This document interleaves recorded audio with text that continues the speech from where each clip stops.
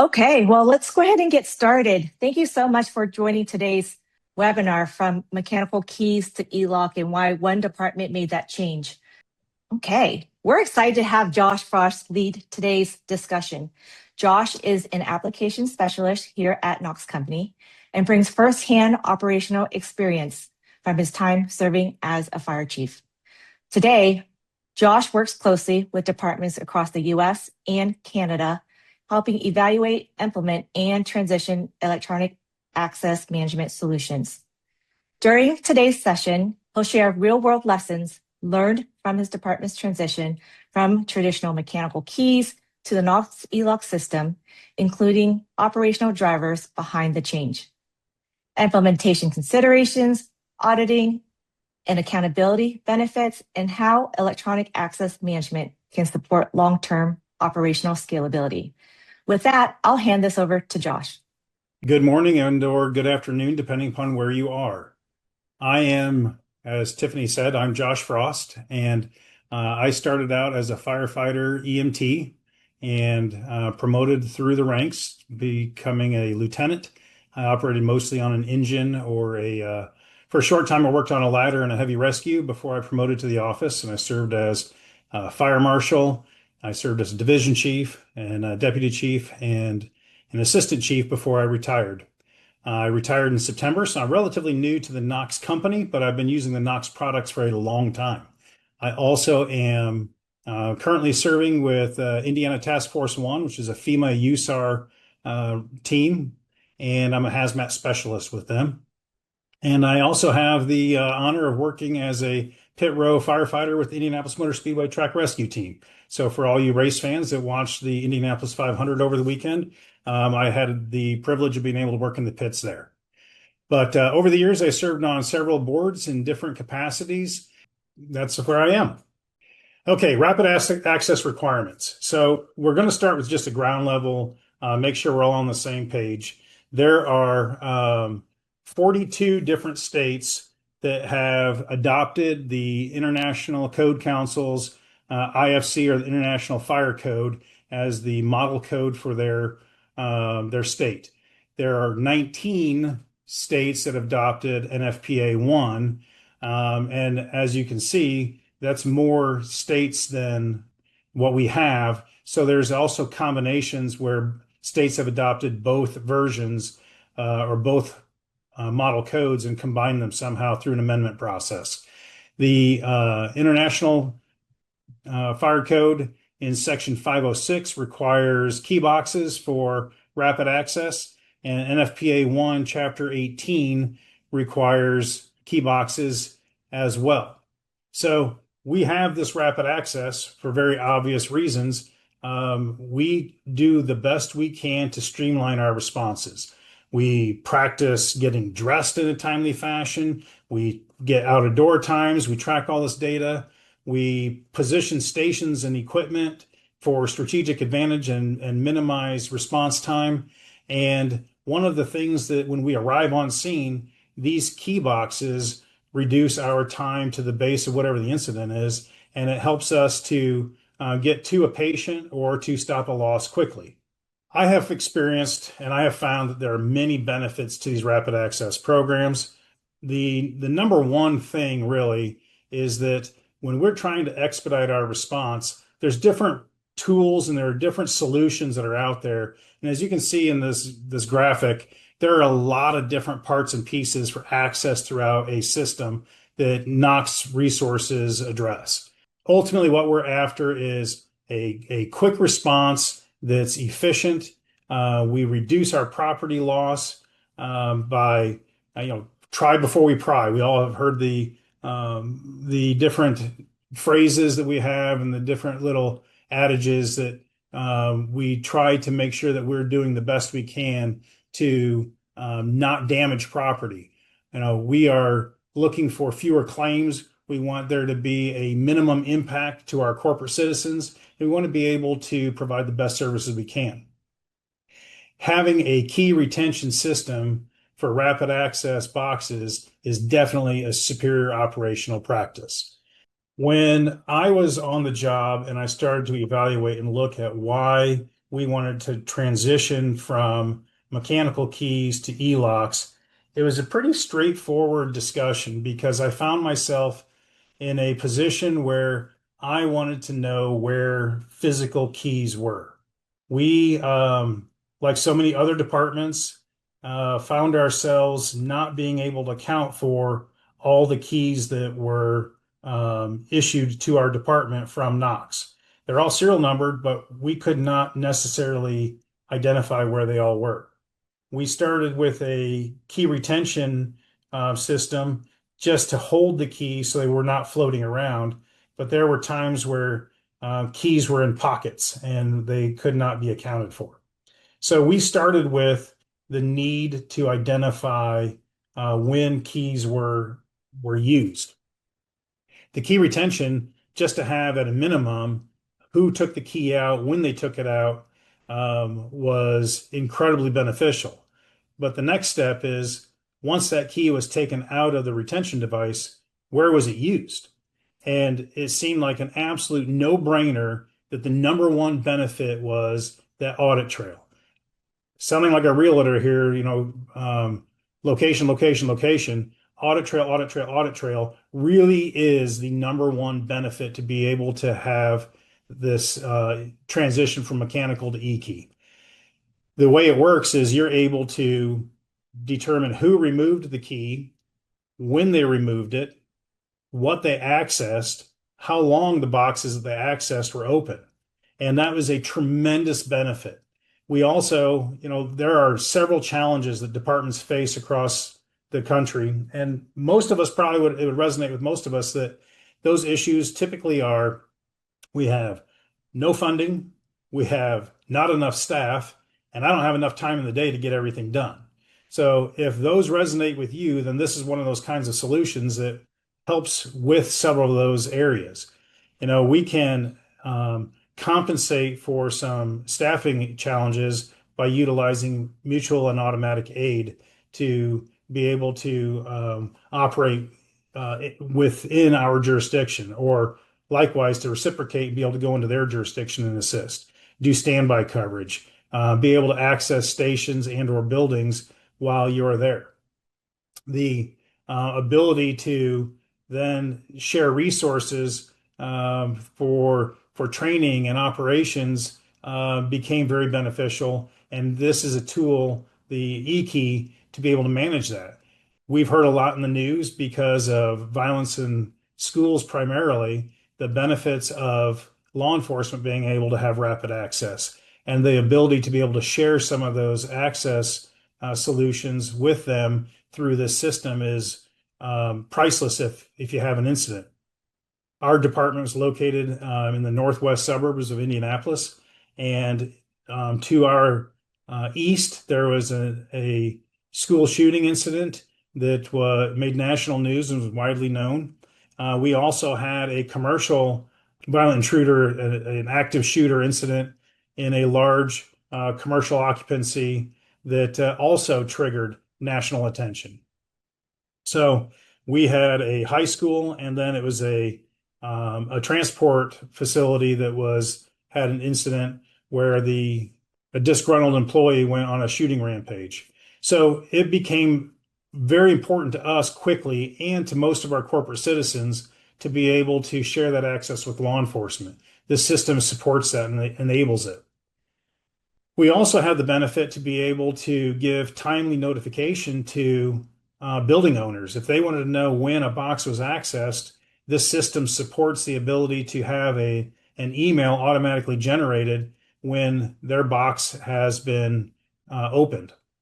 The found time that came from being able to sit at my desk and work on the management of the overall system was tremendously beneficial, and it created an operational increase in my ability to reach out more and get more done.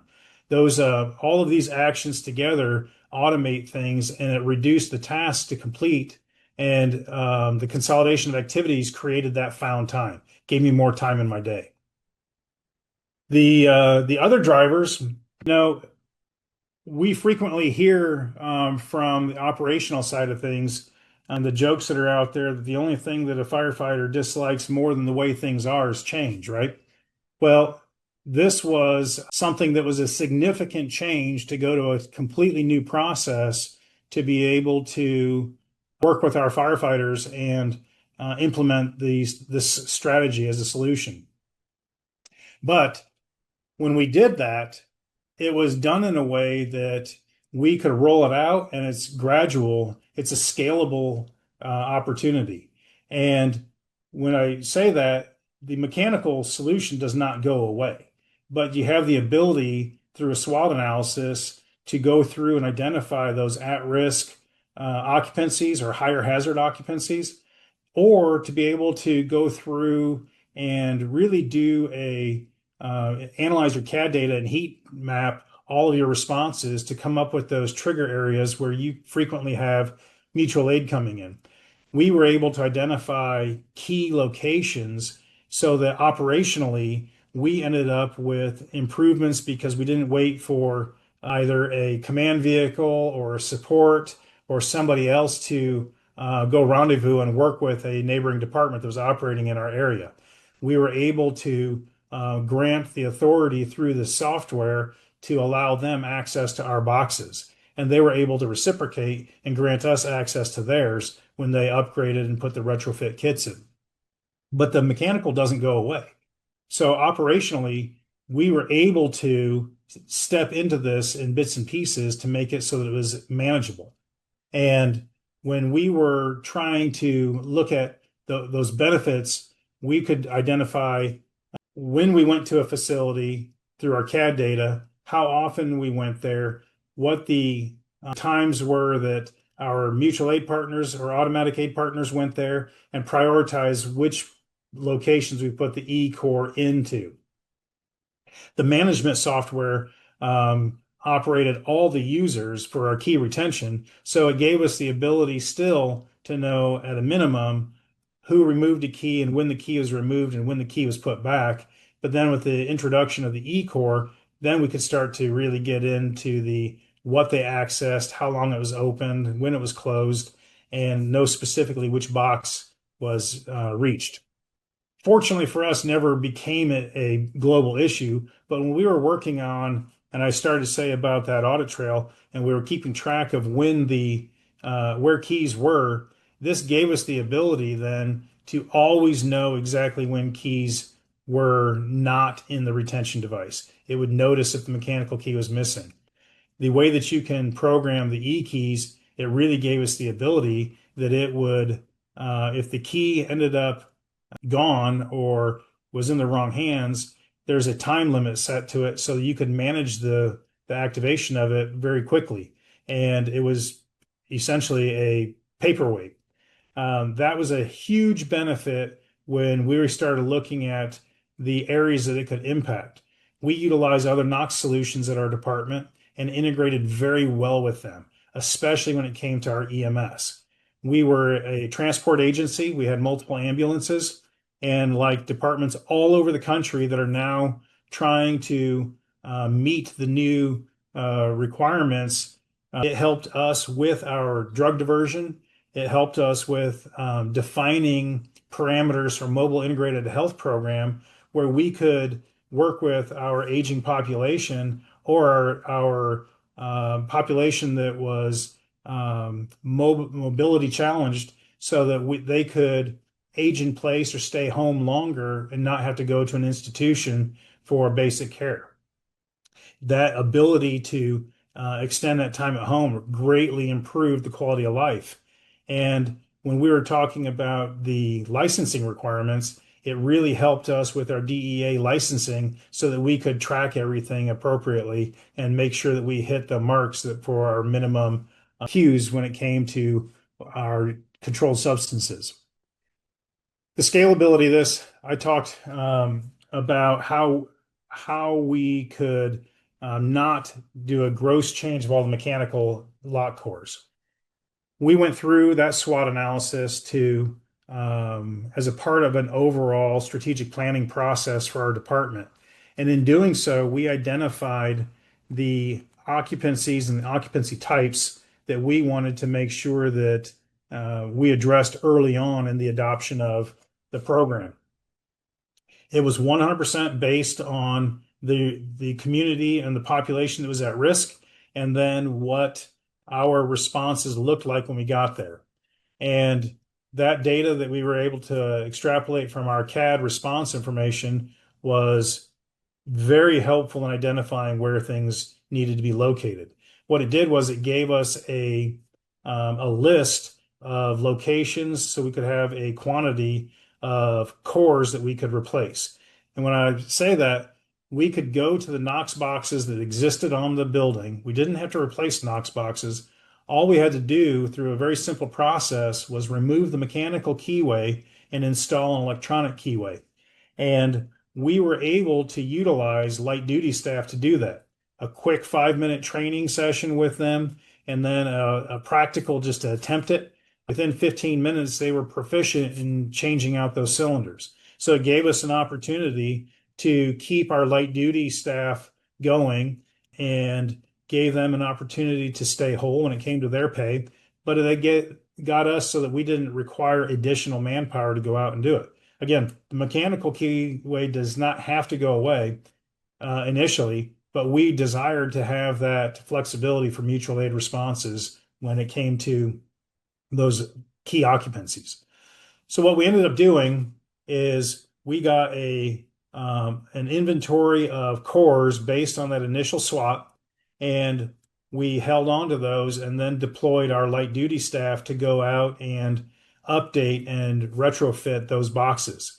When we did that, they put them in service and they were ready to go immediately, and it integrated with our existing retention that we had when we went to the cloud management software.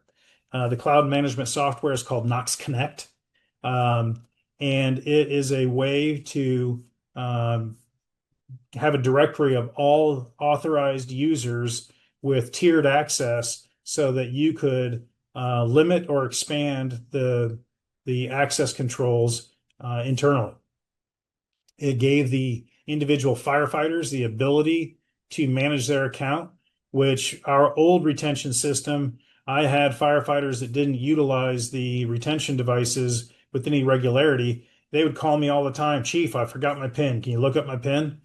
This has the ability to actually give the independence and the authority to that individual firefighter to manage their PIN.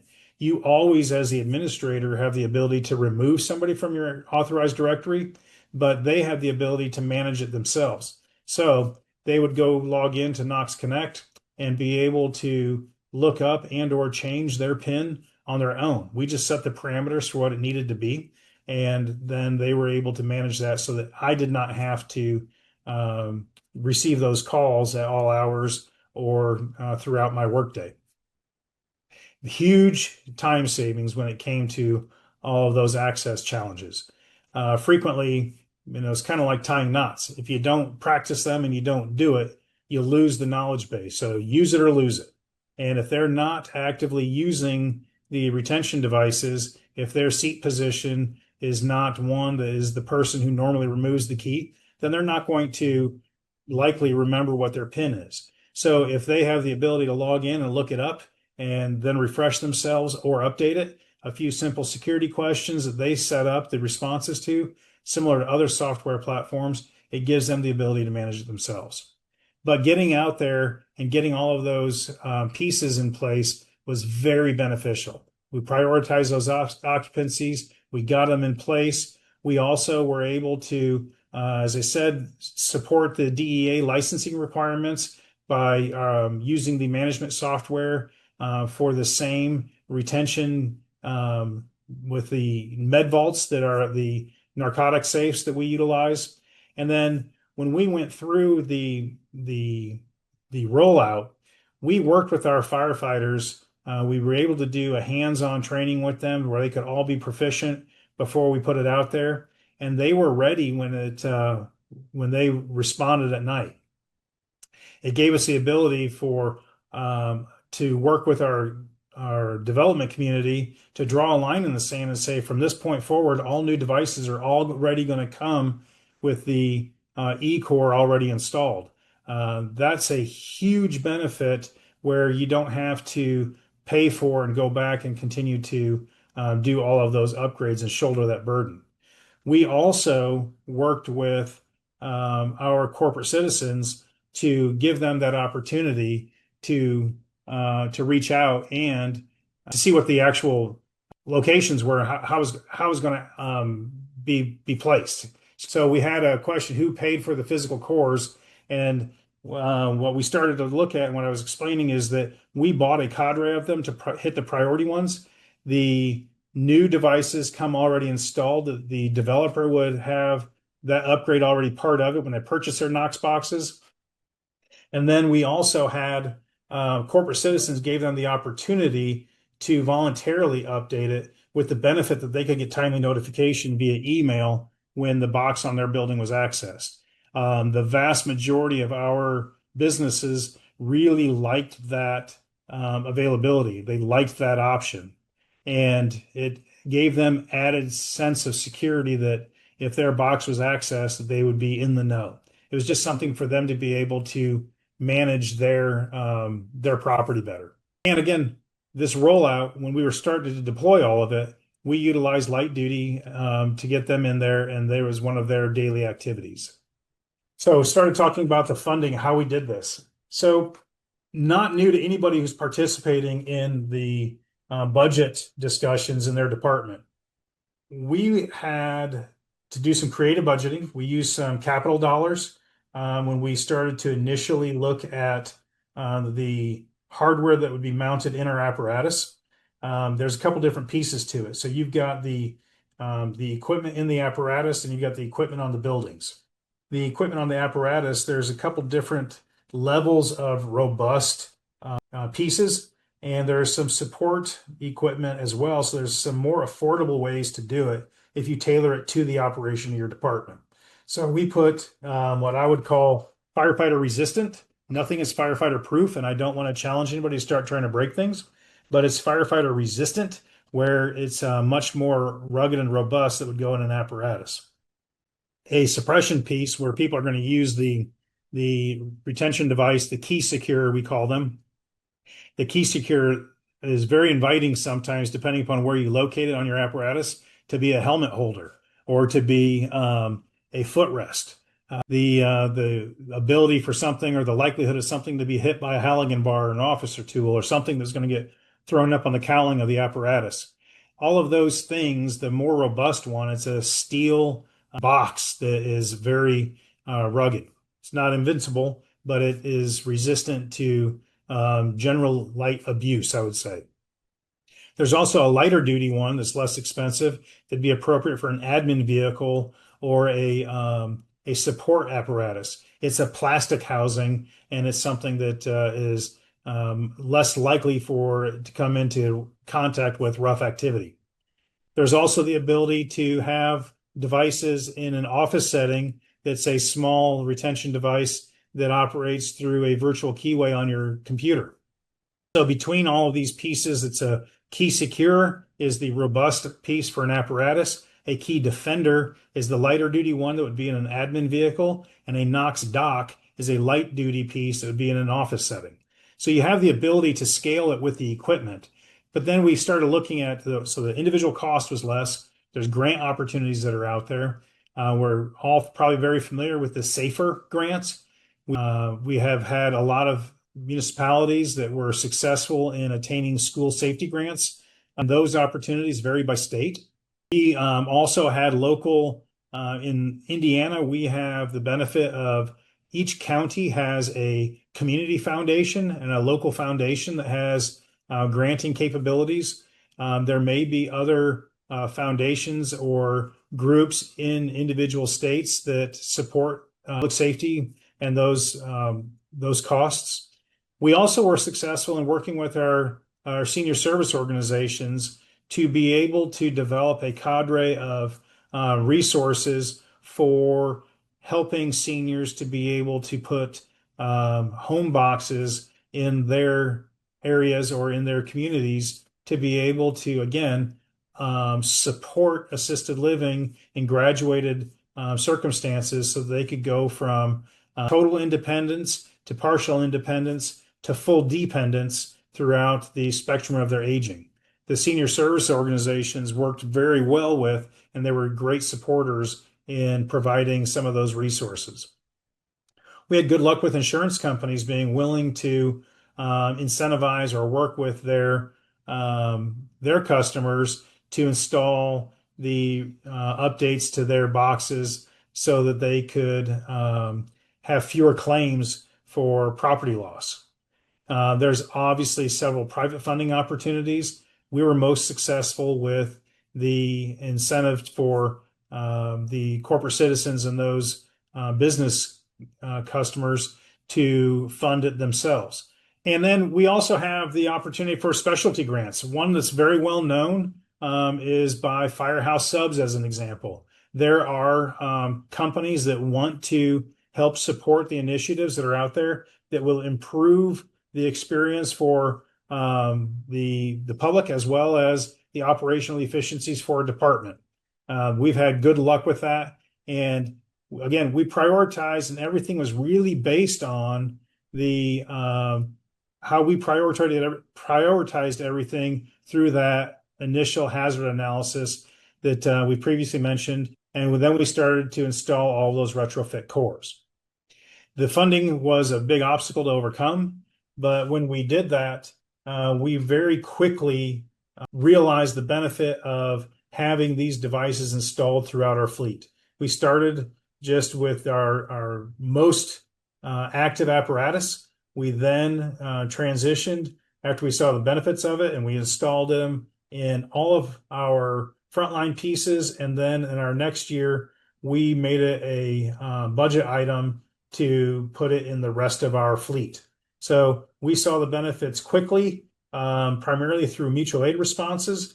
And then we had a common countywide training site that we had a couple Connex containers dropped that we could utilize for storing props for live fire training and classroom settings to be able to share with our neighboring departments in the county, but also get a report when those Connex containers were accessed and by what department, so that we would always be able to have an audit trail of who and when that they used the equipment that was in there. So those were the benefits that we realized when we transitioned to our department from the mechanical to the E-key. It was an ongoing process, and to this day, there are still mechanical cores that are there, but we continue to, when we have leftover budget at the end of a year, buy a inventory of cores so that they can be updated over a period of time, with the final goal to be get everything retrofitted and updated. So at this point, be happy to turn it over to any questions that you might have that I maybe did not address or that you might want to know about. Thanks, Josh, for sharing your experience and operational insights with everyone today. And just a reminder, if you want to ask the question live, go ahead and raise your hand. We'll give everyone a moment to submit additional questions. And while you're contemplating that, I'll also note that at the end of this, there will be a brief survey that will come up when you close the webinar. It will pop up in your browser. That also leaves the ability for you to submit any questions that you did not want to submit here or did not get an opportunity to ask. So we had one question that came up. Do the E-cores have batteries in them? And no, they do not.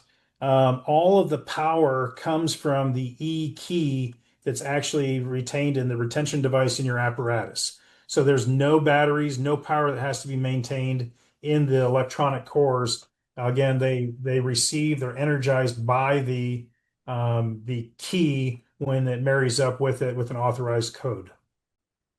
Another question came in. How would you use this to incorporate our police department with the access for our schools? Do they have their own keys to access? So yes. So one of the benefits, and what I didn't get into, is the actual structure for how you grant access to other departments. So the way that this system works, and the software has a virtual keyway or a lock code that is created for a specific department in this case. So a department has a lock code. You have the ability to share that lock code with somebody else, or they have the ability to share their lock code with you. It's something that you can tier to give access to all of their boxes or all of your boxes, or you can do specific boxes. So it's one of those things you're able to actually scale who you grant access to through the software. So what happens is the police, we have in our jurisdiction, almost all of our Knox boxes were located at the primary entrance, the front door. The issue that the police had with that is that most of our schools have glass entrances. They're very bright, open entrances, not a very good tactical advantage for a police or a violent intruder incident.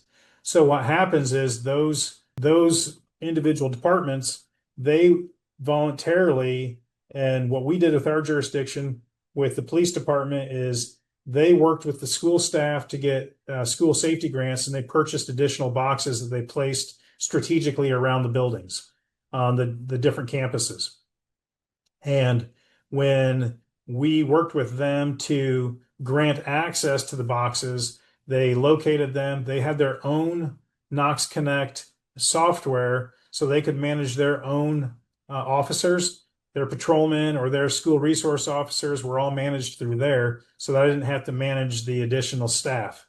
And what we did was we granted access. We created a lock code that we labeled for the police department. We also had a lock code for our sheriff's department because some of our locations were outside of the city limits and they were in the county limits, so they were different jurisdiction. But we created a different lock code for each in order to be able to allow them access to those boxes. So that sharing happens in the same way for a fire department. And that fire department has their own Knox Connect where they manage their firefighters or their staff. And then what we did was we allowed access to our boxes. And that's done through that sharing inside the software. All right, Josh, we have a question in the chat box. What operational challenge first made you realize that the department needed something beyond the traditional key, mechanical key? So the initial operational challenge we had to do with the missing key. We were afraid that we lost a key. And our fear was that it was going to require rekeying every commercial occupancy in our jurisdiction because of the susceptibility of the lost keys. And then we would also have the expense of rekeying every key box as well. So that was our initial issue was the missing key was our fear. Turns out that we located it, and it was one of those things that was placed in a pocket and forgotten, got caught in the laundry, and then was forgotten when the key was placed on top of a dryer in somebody's home. We eventually located it, but it's a very real thing that happens when somebody inadvertently takes off with a single key. The other operational issue we had was that we had a fire in a commercial location that was along a common boundary. And it was one of those perfect nights where we were out on multiple alarms where our jurisdiction is located geographically. It seems to be susceptible to a lot of lightning strikes. And we happen to have 4 active structure fires going on at once. And our neighbor to the north had to respond through our jurisdiction to a mutual aid call as a fourth due on a fire that was reported by alarm. Alarm company reported it on another jurisdiction. So when this alarm call came in, there was nothing showing from the outside, but because they did not have a Knox key, they were not able to do a complete investigation. They were just looking for outward signs and looking through windows and doors, not able to see that it was actually a smoldering fire in its incipient stage that did not take off yet.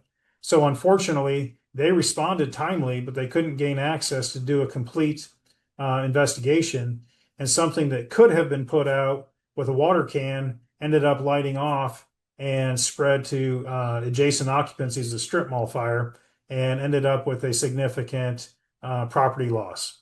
So those were the two big operational challenges we had that were very real specific things that we saw the benefit of granting mutual aid access through the eCore, and then the ability to have an audit trail to locate and know where every key was at all times.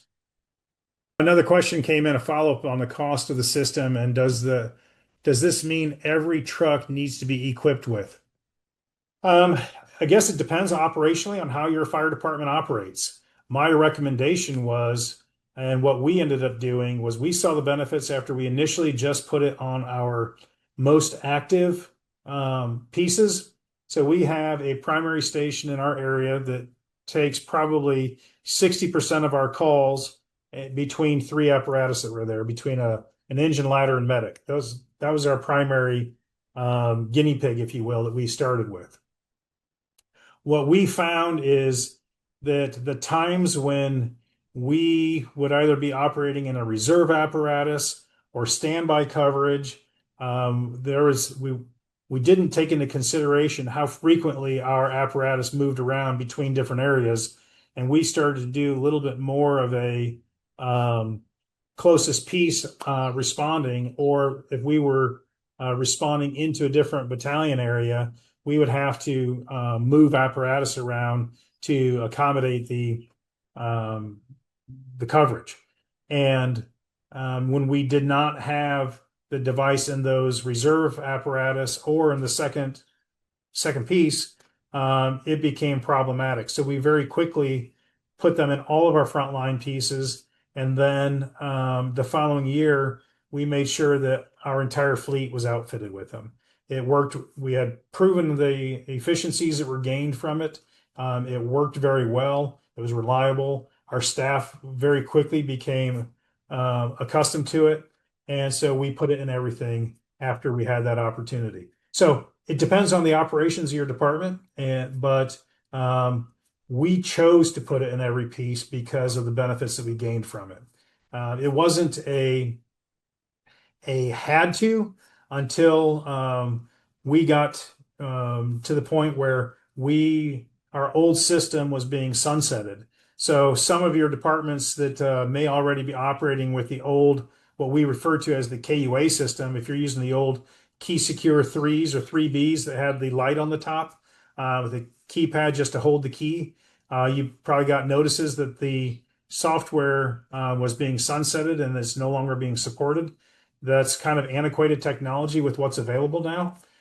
So when we started to get that, we planned ahead, and this was a solution that we really wanted to be on top of. And when we tested it and it proved out, it very quickly worked well for us. If you're in that position where you're now compelled to make a change and you're having some technical challenges, you can reach out to our tech support, or if you put in the chat that you'd like us to follow up with you, we'd be happy to help after this to specifically work on that. But we chose to put it in everything because our operations, it was supported by how we actually were moving things around between different coverage areas for stations based on volume of what our calls for service was. Thanks, Josh. Okay, last question before closing remarks. What advice would you give departments just beginning to evaluate the electronic system? I'm sorry, Tiffany, one more time. Yep, no worries. What advice would you give departments just beginning to evaluate the electronic system? I would recommend that if you're starting to look at it, reach out to Knox so that your the salesperson assigned to your area would be able to reach out to you and show you the products. I think that when you actually see it in action and see the family of products that are available, it very quickly becomes evident that this is really a very comprehensive access solution platform. It's not it's not just a static one piece use. You can really use it for a lot of things. It integrates very well. What I would suggest then is from that salesperson, find out what departments in your area are utilizing it and talk to them. Don't rely solely on an old firefighter that had success with it, but talk to the people who are currently and actively using it. And I think what you'll find is that across the board, this has been a fantastic solution to really move things forward to help with some of those efficiencies that improved then your actual operation. So my advice would be talk to a salesperson to see what the products are, and then talk to your neighbors that are using it to be able to really take advantage of what's out there. Here's my contact information. Please don't hesitate to reach out. We'll leave this up here for a minute so that you can make note of it. My role, as Tiffany said, I'm an application specialist.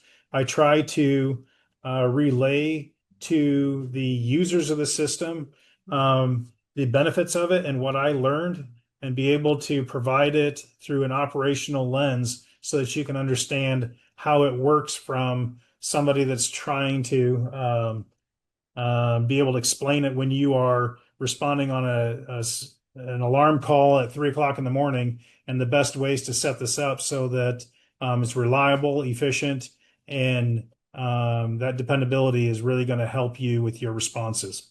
So I hope that this provided you some kind of a nugget, or at least a possible solution to be able to chase down, and let me know if I can help. But otherwise, thank you very much. And we will go ahead and end this. And again, reminder that there will be a brief survey. Please take a minute to pop through those questions. I would really appreciate the feedback, and we will go from there. Thank you all, and be safe.